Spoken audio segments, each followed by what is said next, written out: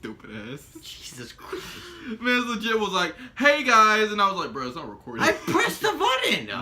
Apparently you didn't. Hi, everybody. We're here to talk Why about... do you say it like that? Because if you sound retarded when you say it, more people will pay attention. If you sound it normally, people will think you're a queer. Works out like that. We're here to talk about the TNA pay-per-view, Bound for Glory 2018. It sucks that I have to keep doing this, because there are constantly people who keep praising these pay-per-views they do. They're like, oh my god, Impact Wrestling is finally doing something right. Their pay-per-views are so amazing. Like, I don't think people watch the same show that I watch. And I watch this one in full. I don't even probably need this damn laptop, but I have it out anyway. Let me get results just in case I do need it. We'll just go off the Wikipedia page. It's fine. I can remember most of it, I think. So, let's note. This is an Impact Wrestling pay-per-view. But this isn't any Impact Wrestling pay-per-view. This is their biggest pay-per-view of the year. So this is supposed to be their WrestleMania. Where does their WrestleMania take place? It takes place in the Melrose Ballroom with 500 fans. And it looks like a Ring of Honor show. That's problem one. Problem two is, in case you forgot, all throughout the night, they made sure to mention to you on Conner.com. Conner.com is our sponsor. Remember to go to Conner.com. Nobody knows what... Wait, hold up. Where do you go? Oh, Conner.com. Oh, alright. Nobody knows what that is. And it's even gayer because you put a logo of Conner.com in the middle of your ring. Are you serious? Why don't you put a logo of the, I don't know, your company name? Who wants to see that? Oh, who wants to see Conner.com? Got a sponsor, bro. It also annoys me because they had ring banners for this pay-per-view. They had Bound for Glory banners. Banners? Like, you know, the ring aprons? Ring banners? Yeah, the aprons, yeah. Why? The banners that go over the apron? For that? Yeah. Look, Why? they made custom Bound for Glory ones, and they made Comedy.com ones. I'm annoyed because the ones they showed in the camera angle were the Comedy.com ones. Why were the Bound for Glory ones on the side? Why don't you move those to the front so people know what they're watching? Well, I guess if you don't buy the pay-per-view, you don't buy it. Whatever. So yeah, let's get into this pay-per-view, I guess. I don't think there's any other side notes to note. Other than, you know, it was an empty fucking arena with 500 lonely New Yorkers who probably are virgins and have no life. Whoa. I'm just saying. You have to be a virgin if you come to watch this. Like, if you paid actual money to watch this... I mean... How did you watch it? Live streams, fuckers. Rich Swann and Willie Mack fought Matt Sydal and Ethan Page. Willie Mack was the guy Rich Swann chose. Remember in the predictions video when I said it's probably going to be a black guy? It was a black guy. Was it really? Yes. Whoa. His nickname is the Chocolate Thunder. I can't make this shit up to you. Willie Mack got the most reaction out of anybody in this match. So what does that tell you? That tells you that the guys Impact builds weekly on their TV show come nowhere close to the guy who just debuted.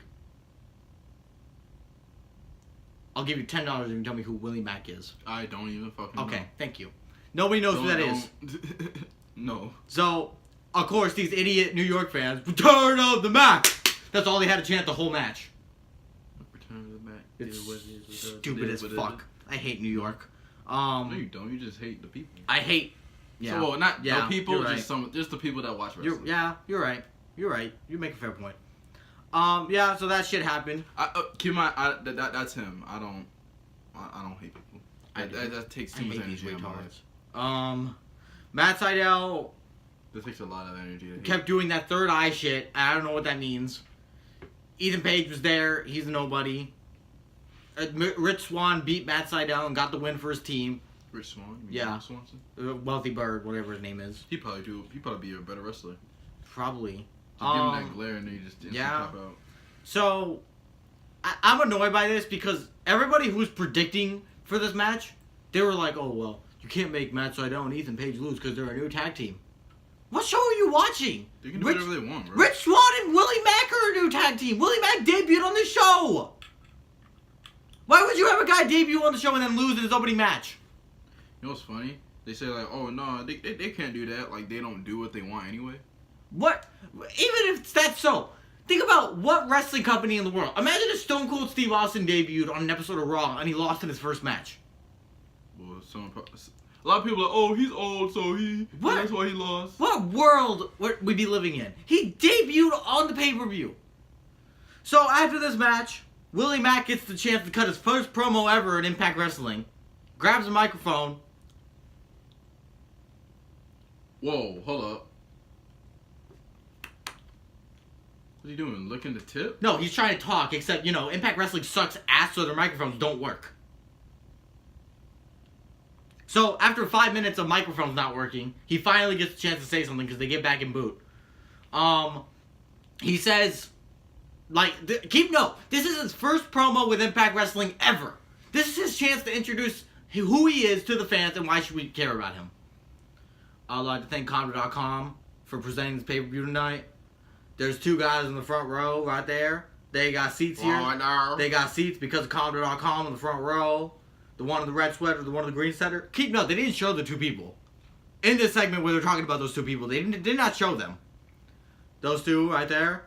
You get front row tickets from Conrad.com. I hope you enjoy the show. We got a really hot opener, and I can't wait for you guys to enjoy the rest of the show.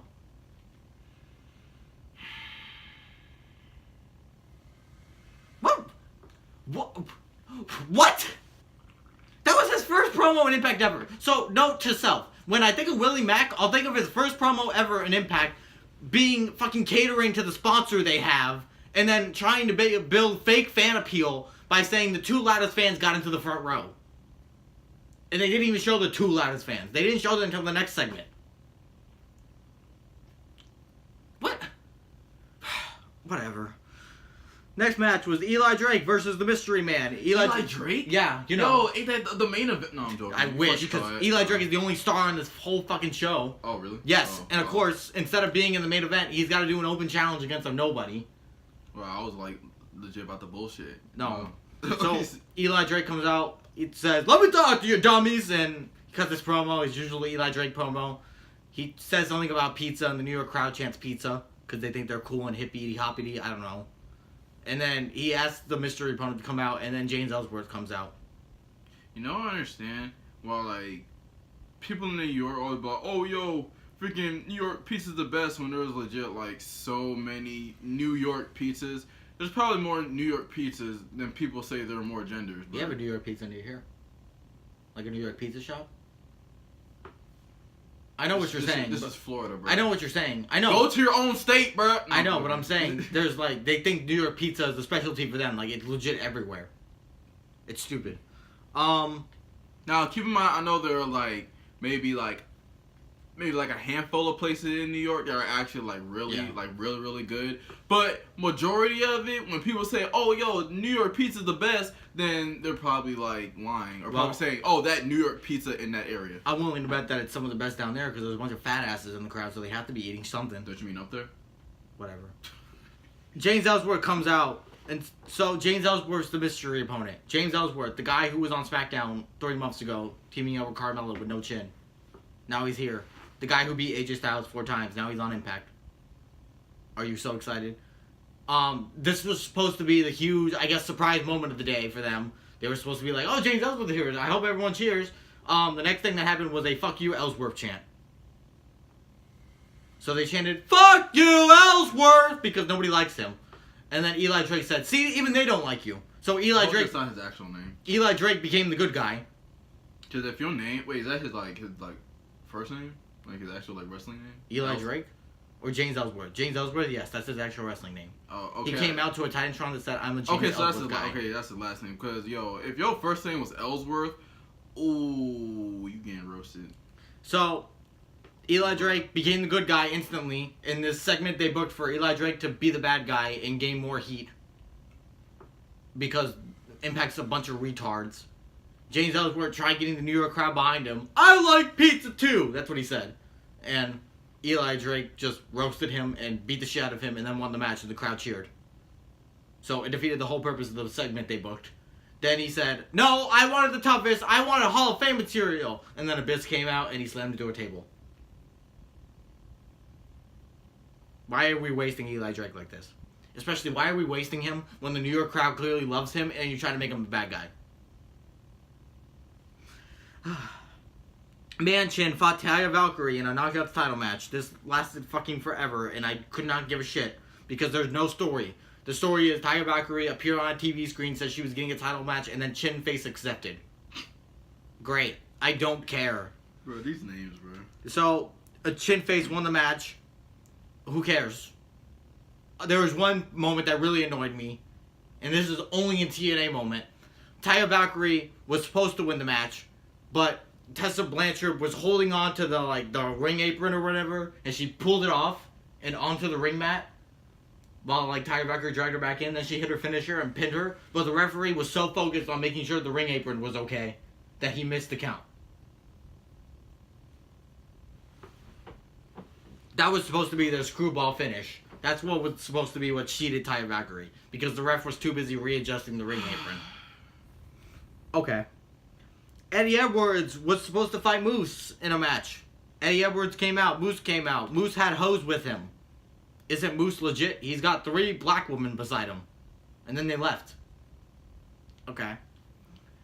Eddie Edwards instantly hits his finisher. Then runs outside with his kendo stick and he goes, ah! Because that's psycho, right? And then Killer Cross comes out from the crowd and beats the shit out of him. This match lasted 20 seconds. It says 2 minutes. It did not last 2 minutes. It was 20 seconds. So then they start beating down Eddie Edwards, and then follow your dreams, kids. Tommy Dreamer ran out. I thought Tommy Dreamer 1 was dead, and 2, I thought he fucked Eddie Edwards' wife. So why is he helping him? So Tommy Dreamer comes out. And he says, "This is New York.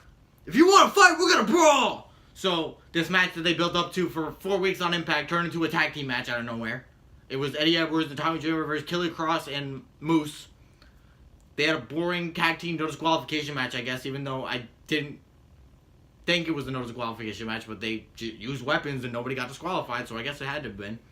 So Eddie Edwards ends up pinning Moose because Moose is the new bad guy, so why would you not have Eddie Edwards pin him? So Eddie Edwards and Tommy Dreamer won the match, and then Moose and Killer Cross beat the shit out of them, and then they walked away. What? I'll tell you after. Okay. I'll tell you after. It was actually. Is it a good video idea? It better be. We're running out of video ideas. OVE fought. Don't let them know that. No, we have plans. No, we don't. No, we don't. OVE fought Brian Cage. All of these videos are legit planned either a day before. Yeah. Yeah. This video right here, he legit texted me. I did. I texted him last night after an hour of the It wasn't even last night. It was earlier this morning talking about, oh, what are you doing tomorrow? I'm like, I don't know. It was like, yo, this pay-per-view got me fucked up. I need to talk about this. I need to talk about this fucking horrible ass show. Oh, no. So, you know how on pay-per-views, they do backstage segments where, the interview girl, and they talk about, how they feel about the match? Yeah. Well, Impact's above the mark when it comes to that. So, instead of doing that, they did earlier today videos in the middle of New York, where wrestlers just stood in their wrestling attires in the middle of New York City. And the woman was, asking the stupidest questions, Moose, why are you dressed like that tonight? It had really everything to do with the match. So, only in Impact does that happen. Ohio versus Everything fought Brian Cage, Phoenix, and Pentagon Jr. in an OVE match. Once again, we still don't know what an OVE match is, and they didn't really clarify. I just know a bunch of people fought around. It was Mexican aristocrats. It was acrobats. It was, oh my god, I can do a flippy-do for 25 hours. It's so exciting. OVE ended up winning because Sami Callihan pinned Brian Cage. So let it be known, the guy who was undefeated for 6 months in Impact Wrestling lost to Sami Callihan. The guy who can't beat Eddie Edwards. Why do we ruin Brian Cage like this? Well, I mean, don't they ruin a lot of shit? But why would they ruin Brian Cage like this? Because they don't care. Obviously. That means we're getting a Sami Callihan and Brian Cage X Division title feud. You're acting like this isn't the first time that they've had something that was remotely good, and they were just hey, how about we change this and don't care if it messes it up. I'm just trying to imagine a world where Goldberg lost his undefeated streak to Gilbert. Wait, what? I'm trying to imagine a world where... You know who Gilbert is, right? No, I don't. He's the rip-off Goldberg that they used for a joke. He was the little small guy who came out in a Goldberg attire, and they were like, oh, it's Gilbert. Oh, yeah. I'm trying to imagine a world where Goldberg lost his undefeated streak to Gilbert. Because that's what this reminded me of. Nuts. That's what this reminded me of. Brian Cage losing his undefeated streak to Sami Callihan, a guy who never wins on Impact. Yeah, but the difference is those are two actual wrestlers. I know, which makes it worse. Quote unquote. Whatever. I mean, I'd rather like someone lose their undefeated to an actual wrestler instead of a joke. I guess, but Sami Callihan is a joke, but he is also a wrestler. He's both. So, LAX fought the OGs in the Concrete Jungle Death Match. I finally got clarification of what a Concrete Jungle Death Match is. Oh wait, what is it? It's a match where they remove the ring mat, so it's just the wooden boards, and then they take the turnbuckles off. Wait, hold up, wait. Yes. So, instead of like the actual ring part, that shit's gone. It's just the wooden boards. It's just a wooden board Yes. on the floor. Which, in case you don't know, the wooden board isn't just one whole plain board. There's layers of it. Like, there's like one line of it, and then there's another line of it. It's like how a bed is made. Oh, okay. You know what I'm talking about? So, when the wrestlers had to walk around the ring, they could only walk on the one strip of the board that they could walk on. Because if they tried running across, the boards would have moved around and left holes. That doesn't even sound like an actual match, to be honest. No, it wasn't. It's an Impact Fantasy dream come true. No, it sounds like if they were touring and they forgot the fucking mat. Yeah. And they were like, oh shit, we forgot the mat. What the fuck? Wait, hold on. Hear me out. How about we just don't have a ring? You know, like, what? It was like, yeah, let's just call it Concrete, jungle match, even though this shit's fucking wood. Like, why is it jungle? Because it's wood and there are trees and jungles? Like, see, you get me? Like, yeah, that's a good idea. No, nigga. That's retarded. No, it really wasn't, because this match ended up blowing because of it. This is supposed to be one of the matches I had faith in on the show. Like, I don't completely turn down a lot of shit on this channel, but what the hell? It's called Concrete Jungle Match. Concrete Jungle Death Match. Correct me. Someone's gonna die. Death match, but it's just a bunch of wooden boards instead of a ring. Cause, like I said to you, this is some real gang shit. Because this is the turf war between the two gangs. It's true! That's what this is! It's gang warfare, dude! That's what they call it! It's gang warfare according to them. I know, but like, coming out of your mouth, it's some real gang shit. No homo, it just doesn't sound right. I'm telling you. So, what was I gonna say about this match? They took Conan out beforehand. So no, their sell to this pay-per-view was that Conan was gonna wrestle in Impact Wrestling for like the first time in 14 years or whatever they said. And then before it happened, they did a segment where he was taken out and he said that King got him. He was like, yo man, King got me. Yo, I'm hurt. I can't wrestle. You're gonna have to go in a 2-on-3 handicap match, yo. Are you serious? Yes. That's actually like dumb. So then also, in case you forgot, Bam Bigelow or whatever his name was, the rapper name. Bam Bigelow. Whatever the fucking rapper name was. They sung LAX's entrance. It went something like this. Yo man, yeah, yo, club. Splittity clit, splitty split, yo. That's how it went. And I think they got confused. I think they thought it was a WrestleMania entrance that they were doing. Because they sung the whole song. So I think they thought that there was like a whole ramp for them to walk down. Like how WrestleMania has the long ass 70 fucking foot ramp. Well, Impact's ramp was like 5 feet. So they ended up making it to the ring and they just sung the whole song in the ring while LAX just stood there. Hold up. So like the entrance is basically like right here. Like the entrance is right here and the ring is right here. That's not 5 feet. I was making a joke. It was Batman. Whatever. No. But like that shit, what the hell? So we had like why even have a ramp? So we had a 3-minute concert with Bodega Bams or whatever his name is. But they're basically going into a portable, bro. Yeah, I know. Like there's like a 5-foot fucking ramp. What the? All right. So of course, because this is real gang shit, we had tables with the OG's label on it and the LAX logo on it, like it was spray painted. Like they just went before the match and like, yo man, we gotta spray paint our logo onto this table so they know it's ours. What would have happened if LAX took the OG's table? Would they have gotten fined? I don't know. So this match was very horrible because they couldn't wrestle in it because there was wooden boards and you couldn't walk on them. Conan ended up coming out. He beat the shit out of Kingston and then LAX won the match. That's what happened. This match was terrible. Dog shit. Never do this again. This was a horrible way to end this feud. Needless to say, this feud fell off the deep end when they ran over Little Richie with the car. But, needless to say, please don't ever do this again. Stop this gang shit. Don't do it ever again. I don't want to see another fucking gang come after LAX like, yo man, we gotta cut down Conan. We gotta get him. I don't care. Please stop doing this. It's so stupid. I mean, is it really that bad? Yes, it was. You remember the LAX and OG's match was anniversary when they actually had a ring? Yeah. Watch that match, then watch this match, and see how terrible it is in comparison. Alright. It's amazing how much you could do with an actual I'm not wrestling actually ring. gonna watch that shit. I The wouldn't fuck? want it shit either, trust me. The fuck? Then, Impact Wrestling went back to Matt Hardy Film Productions, and they made another house-held movie that played on the big screen at Bound for Glory while they put the ring back together. This was Final Fantasy combined with Marvel, combined with a horror film, combined with B+ comedy. Do you want to know the storyline? Not really. Well, you're gonna hear it anyway. Allie lost her friend to Su Yung. Su Yung is the girl who never wins a match, by the way. She lost her friend to Su Yung. And Su Yung is the girl who puts girls in caskets. And then they're dead, quote unquote. Wow. So Allie had to seek the help of James Mitchell to go into the undead realm, which Su Yung commands. So Allie could go and save her friend. So at Bound for Glory, there's a casket back there. And Allie puts herself into the casket and she closes it. And she gets warped into the undead realm. In the undead realm, there's a bunch of Instagram filtering. And a bunch of needless sound effects that happen to make it you think that it's scary and cool, but it's not. Allie's trying to find her friend, and the undead bridesmaids, which are Su Young's lackeys, I guess, come after her. And Allie becomes a killer, and she gets a knife, and she starts slashing all of them. Whoa. And they start bleeding, and they bust open, and they die.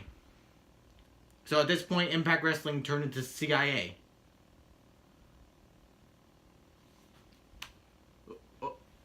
This isn't on the... I don't know who that is. It's not on the card.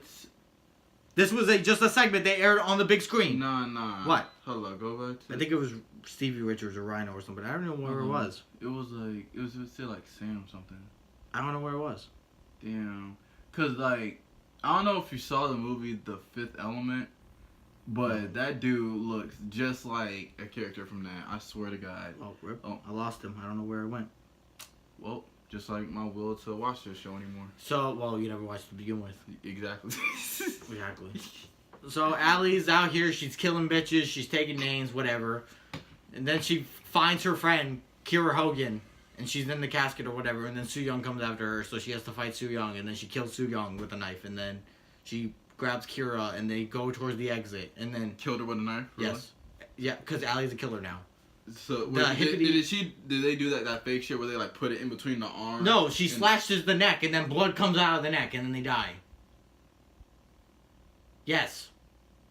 Dude, I'll have to show you this. This legit happened. I'm not even fucking with you. So, what was I gonna say? Oh, by the way, Allie used to be the hippity hoppity bunny of Impact Wrestling. Now she's out here killing people. Okay, whatever. When you think you're innocent. So she runs with Kira Hogan back to the casket, and she tries to open it. And she goes, "Open!" And then it won't open. And then James Mitchell appears, and she goes, "It won't open." And James Mitchell goes, "I promised you would get in. I never said anything about getting out." And then all the undead bridesmaids and Su Yung come back to life after dying, and they come after her because it's the undead realm or whatever. And then Rosemary appears out of nowhere. And she goes, "Hello, bunny." And then she beats the shit out of everyone. And then she says, "You need to go now." And then they open the casket together. And they put Kira Hogan and Allie inside of it. But Su Yung and Rosemary get into a Dragon Ball Z battle where fucking orbs come out of their hands and lightning is shooting. Mm-hmm. And they're like, yeah. And their powers... What is this? Their powers are just so climactic and fucking strong. You're actually being like for real? Yes! They were clashing with each other. She had the orange hands, and Rosemary had the thunder coming out of her hands, and they were two forces. They were like powering up. And then all of a sudden, the undead bridesmaids dragged Rosemary into the undead, and they took her away. And that's the most dumbest. Allie and Kiera Hogan went back to the undead realm, and she said, and this was live. Yes. No, it was pre-taped, and they played it on the big screen. Oh, okay. All right. And then they, but what annoys me most about this is that they advertised Ali, Su Young for the pay-per-view, and then they ended up putting them on the big screen, and nobody saw them. No, because I can only imagine them trying to do this live. Like, they have, like, you know the pumpkin lights where you press the button? Yeah. That's it. I can only imagine them strap that to their hands and, like... They did it live, like, they did this kind of style live before once, but the style of it wasn't live. Like, I'll have to explain to you. The Hardy Boys and, Decay had this match. It was the Great War or whatever. This used to be Bound for Glory too. But they did it to where they started the match in the ring, then they went backstage, then they played a pre-tape video of like what they were doing, and it was like Matt Hardy fought with Abyss outside the Orlando Eye and all that other bullshit. And then they fought back. They got onto a truck and they zoomed back to the arena, and then they fought back into the ring. So it was like live, pre-taped, and then back to live.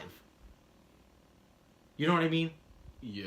So that's how they should have done this, but instead they just did a whole pre-tape video, and then nobody got to see Ali or Su Young.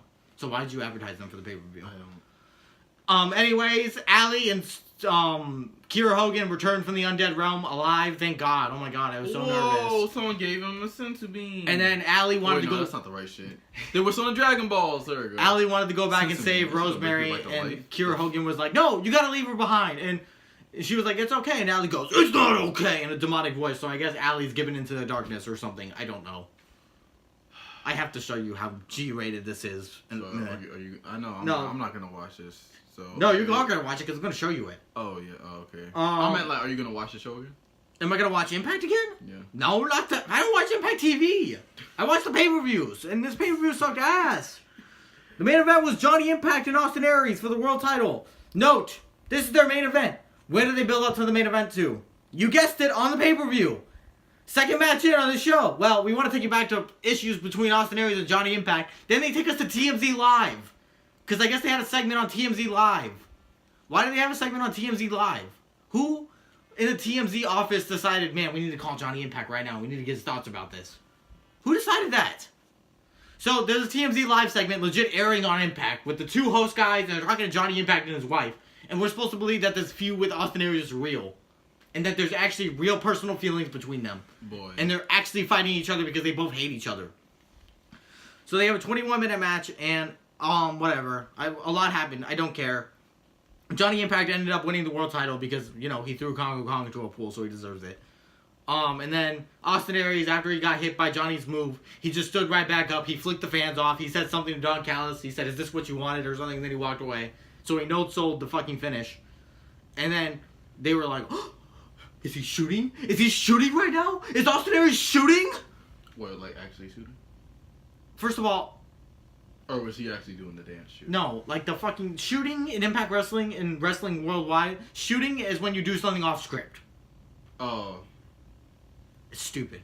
So, let me note two things here. One, stop. You people have become obsessed with shooting ever since CM Punk did his pipe bomb. Which, no, his pipe bomb was scripted. There was legit a whole DVD documentary about it. So stop trying to act like Austin Aries was shooting and that you think it's cool. It's not cool. It's gay. I could shoot if I wanted to. Yo, man, I hate this channel. I hate these people. Oh, no, I'm shooting. That's not shooting. I'm shooting. I'm going off script. I'm saying things that I shouldn't be saying. There is no script. Whatever. And that's what you say Stupid. every video. Dumb. The second thing is you can't do something like this because they're trying to make like this feud real. They're trying to make it like, oh, this is real life. There's actual personal issues between them. One, wrestling is fake. Two, you can't do this right after the segment where Rosemary and Su Young are shooting Dragon Balls at each other. What show are you presenting? Is it supposed to be real or fake? Please decide. What is it? Who says kayfabe isn't real? Well, clearly you don't know what a real show is because this show jumps up from real life to fake wrestling to gang shit to Dragon Balls to real life wrestling. So what is Impact Wrestling supposed to be? Is it supposed to be Lucha Underground where everything is cinematic? Or is it supposed to be real wrestling? Please tell me. I don't. They need to figure out a format. And then they wonder why nobody's watching the show. Whatever. I don't care. Johnny Impact's the world champion now. What a great champion to have. Everyone was waiting for him to be champion. That's why the whole crowd chanted Aries. What's the positive news in all of this, you ask? The positive news. I didn't ask anything. I didn't even have a question. Positive news. I didn't ask. Shut up. I did. Positive news is that Pop TV, the lovely channel that Impact's on, realized how much their show sucks ass. Did So you get taken off? guess what time zone they got moved to? Off the air? 10 p.m. to 12 a.m. midnight. Who's gonna watch that? Exactly. Woo! Yes! Nobody watches it now. They got 190,000 viewers last week. That's the lowest viewership number they've ever done on Impact on Pop TV. Nobody watches it now. When they get moved to 10 p.m., it's over. It's over. We're finally gonna win. This company's gonna die. This man said this channel. I'm sorry. No, this channel only dies if WWE dies, and that's never gonna happen. So we're fine. I mean, you never. But thank God, someone finally realizes how terrible the show is. What are you talking about? Impact's doing so good. Yeah, that's why they got moved to 10 p.m. to 12 a.m. on a channel that they pay to be on. They pay to be on this channel, and they suck so badly that even the channel needs to move them to a different time. Oh, well, it's to help them survive against the NFL. They start at 10. Halftime starts at 10. Halftime's only like 15, 30 minutes. The hour of their show is still against the NFL. They're doomed. It's over. It is over. Nobody is watching Impact after this point. It's gonna get canned. It's gonna get canceled. They're not gonna have any shows left. They're gonna be out of money. No wrestlers are gonna have jobs, and I'm gonna sit here and laugh. I've won. I've won. Don't watch this shit. Yay.